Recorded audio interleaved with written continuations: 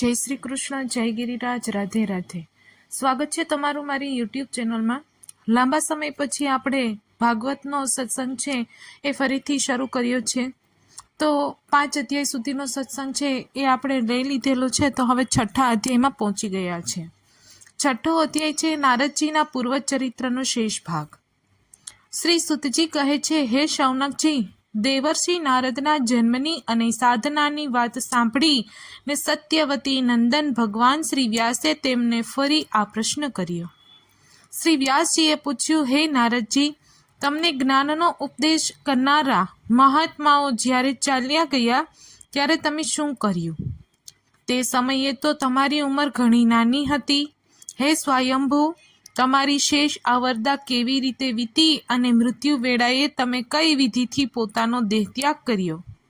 હે દેવર્ષિ, કાળ તો બધી જ વસ્તુઓનો નાશ કરે છે, તો પછી તેણે તમારી પૂર્વકલ્પની આ સ્મૃતિનો નાશ કેમ ન કર્યો? ત્યારે નારદજીએ કહ્યું, મને જ્ઞાનોપદેશ કરનારા મહાત્માઓ જ્યારે ચાલ્યા ગયા તે પછી મેં આ રીતે પોતાનું જીવન વિતાવ્યું। જોકે તે સમય મારી વય ઘણી નાની હતી। હું પોતાની માતાનો એક જ દીકરો હતો। એક તો તે સ્ત્રી હતી, બીજું તે મૂઢ હતી અને ત્રીજું તે દાસી હતી। મારે પણ એના સિવાય અન્ય કોઈ સહારો ન હતો। મારી માતા મારા પર ખૂબ પ્રેમ રાખતી હતી।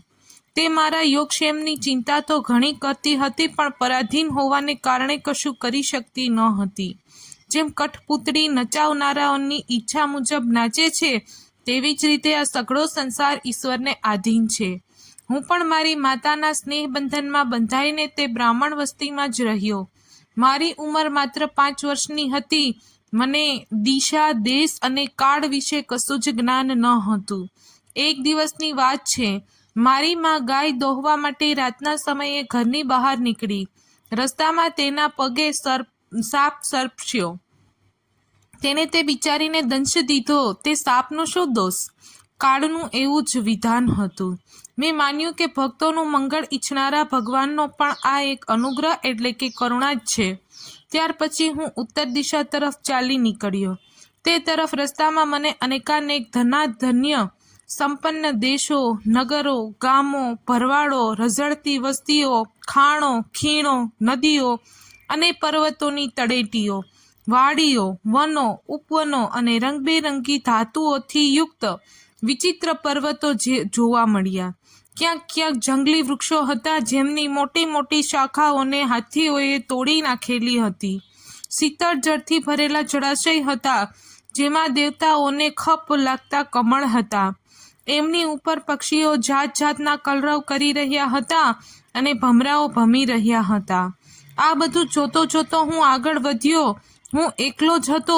આટલી લાંબી વાટ કાપ્યા પછી મેં એક ભયંકર ગાઢ જંગલ જોયું। તેમાં નરકટ, મેણું, સરસામ, કુશ અને મોટા મોટા વાંસ અને ગુફાઓ હતા। તેમની લંબાઈ પહોળાઈ ઘણી હતી અને તેમાં સાપ, ઘુવડ, શિયાળ વગેરે ભયંકર જીવો હતા। તે જોવામાં ઘણું ભયાનક લાગતું હતું। ચાલતા ચાલતા મારું શરીર અને ઇન્દ્રિયો શિથિલ થઈ ગયા હતા। હું ખૂબ ભૂખ્યો તરસ્યો હતો। ત્યાં એક નદી જોવા મળી। તેમાં મેં સ્નાન જળપાન કર્યું અને આચમન કર્યું। તેથી મારો થાક ઉતરી ગયો। તે નિર્જન વનમાં એક પીપળા નીચે આસન લગાવી હું બેસી ગયો। પેલા મહાત્માઓ પાસેથી જેવું મેં સાંભળ્યું હતું, હૃદયમાં રહેનારા પરમાત્માના તેજ સ્વરૂપનું હું મનોમન ધ્યાન કરવા માંડ્યો। ભક્તિભાવથી વશ કરેલા ચિત્ત વડે ભગવાનના ચરણ કમળનું ધ્યાન કરતા જ ભક્ત પ્રાપ્તિની ઉત્કટ લાલસાથી મારી આંખોમાં આંસુ ઉભરાઈ આવ્યા અને ધીરે ધીરે હૃદયમાં ભગવાન પ્રગટ થયા। હે વ્યાસજી, તે સમયે પ્રેમ ભાવની અધિકતાથી મારા રોમે રોમ પુલકિત થઈ ઉઠ્યા। હૃદયમાં અત્યંત આનંદ થયો। તે આનંદના પૂરમાં હું એવો ડૂબી ગયો કે મને પોતાનું અને ધ્યેય વસ્તુનું જરાય ભાન ન રહ્યું અને મારી આત્મામાં એકાકાર વૃત્તિ થઈ। ભગવાનનું તે અનિર્વચનીય રૂપ સમસ્ત શોકોનું નાશ કરનારું અને મનને અત્યંત લોભાવનારું હતું। ઓચિંતા તેને ન જોતા હું અત્યંત વ્યાકુળ થઈ ગયો અને શૂન્ય મનસ્ક જેવો થઈને આસન પરથી ઊભો થઈ ગયો।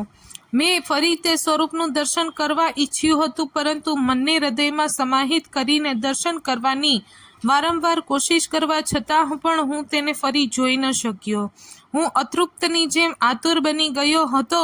આ રીતે નિર્જન વનમાં મને પ્રયત્ન કરતો જોઈ સ્વયં ભગવાને, કે જેઓ વાણીનો વિષય નથી, તેમણે ઘણી ગંભીર અને મધુર વાણીથી મારા શોકનું શમન કરતા હોય એમ કહ્યું, ખેદ છે કે આ જન્મમાં તું મારું દર્શન કરી શકીશ નહીં.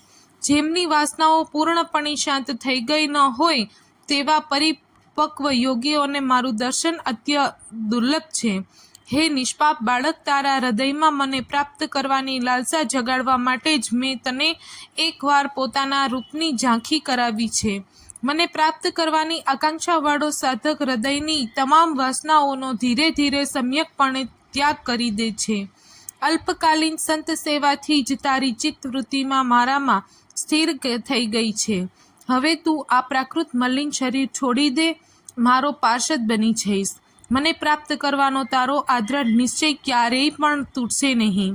સમસ્ત સૃષ્ટિનો પ્રલય થઈ જવા છતાં પણ મારી કૃપાથી તને મારું સ્મરણ કાયમ રહેશે.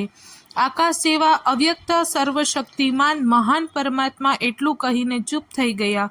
તેમની આ કૃપાનો અનુભવ કરીને મેં તો શ્રેષ્ઠ કરતાં પણ શ્રેષ્ઠોત્તર ભગવાનને મસ્તક નમાવીને પ્રણામ કર્યા.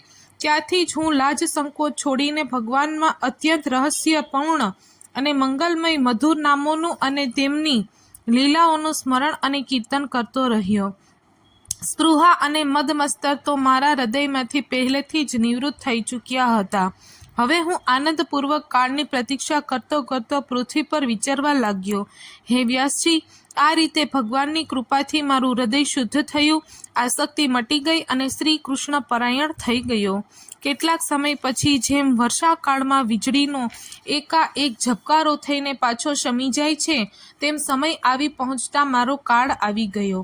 મને શુદ્ધ ભગવત પાર્ષદ શરીર પ્રાપ્ત થવાનો અવસર આવ્યેથી પ્રારબ્ધ કર્મો સમાપ્ત થઈ જવાને કારણે 5 ભૌતિક શરીર નષ્ટ થઈ ગયું.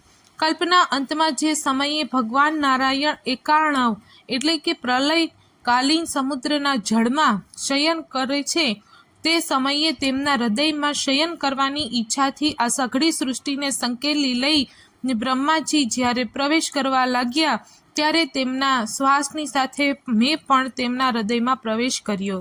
1000 ચતુર્યુગી વીતી ગયા પછી જ્યારે બ્રહ્માજી જાગ્યા અને તેમણે સૃષ્ટિ સર્જનની ઈચ્છા કરી, ત્યારે તેમની ઇન્દ્રિયોમાંથી પ્રગટેલા મરીચી વગેરે ઋષિઓની સાથે હું પણ પ્રગટ થયો.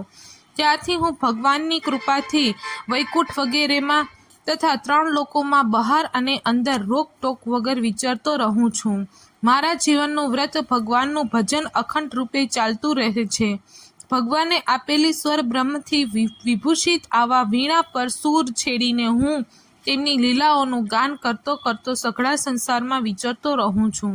જ્યારે હું તેમની લીલાઓનું ગાન કરવા લાગું છું, ત્યારે તે પ્રભુ કે જેમના ચરણ કમળ સમસ્ત તીર્થોનું ઉદ્ગમ સ્થાન છે અને જેમનું યશોગાન મને અત્યંત પ્રિય લાગે છે, તેઓ બોલાવ્યા હોય તેમ તરત મારા હૃદયમાં આવીને દર્શન આપે છે. જે લોકોનું ચિત્ત નિરંતર વિષય ભોગોની કામનાથી આતુર હોય, તેમના માટે ભગવાનની લીલાઓનું કીર્તન સંસાર સાગરને પાર કરવાનું જહાજ છે. આ મારો પાકો અનુભવ છે. કામ અને લોભના પ્રહારથી વારંવાર ઘાયલ થયેલું હૃદય શ્રી કૃષ્ણની સેવાથી જેવી પ્રત્યક્ષ શાંતિ અનુભવે છે, તેવી શાંતિ યમ, નિયમ અને યોગ માર્ગથી પણ મળી શકતી નથી. હે વ્યાસજી, તમે નિષ્પાપ છો. તમે મને જે કંઈ પૂછ્યું હતું તે બધું પોતાના જન્મનું અને સાધનાનું રહસ્ય તથા તમારી આત્મદૃષ્ટિનો ઉપાય હું જણાવી ચૂક્યો. સુતજી કહે, હે શૌનકાદિ ઋષિ, દેવર્ષિ નારદે વ્યાસજીને આ પ્રમાણે કહીને જવાની અનુમતિ લીધી અને વીણા વગાડતા વગાડતા તેઓ સહજ રીતે ચાલ્યા ગયા. અહો, આ દેવર્ષિ નારદ ધન્ય છે, કારણ કે તેઓ પોતાની વીણા પર શાપાણી ભગવાનની કીર્તિ ગાઈ ગાઈને પોતે તો આનંદમગ્ન થાય જ છે, સાથે સાથે ત્રિવિધ તાપથી તપ્ત આ જગતને પણ આનંદિત કરતા રહે છે. ઇતિ શ્રીમદ ભાગવત મહાત્મ્ય વિશે અધ્યાય 6 સમાપ્ત. આવતીકાલે ફરી મળીશું.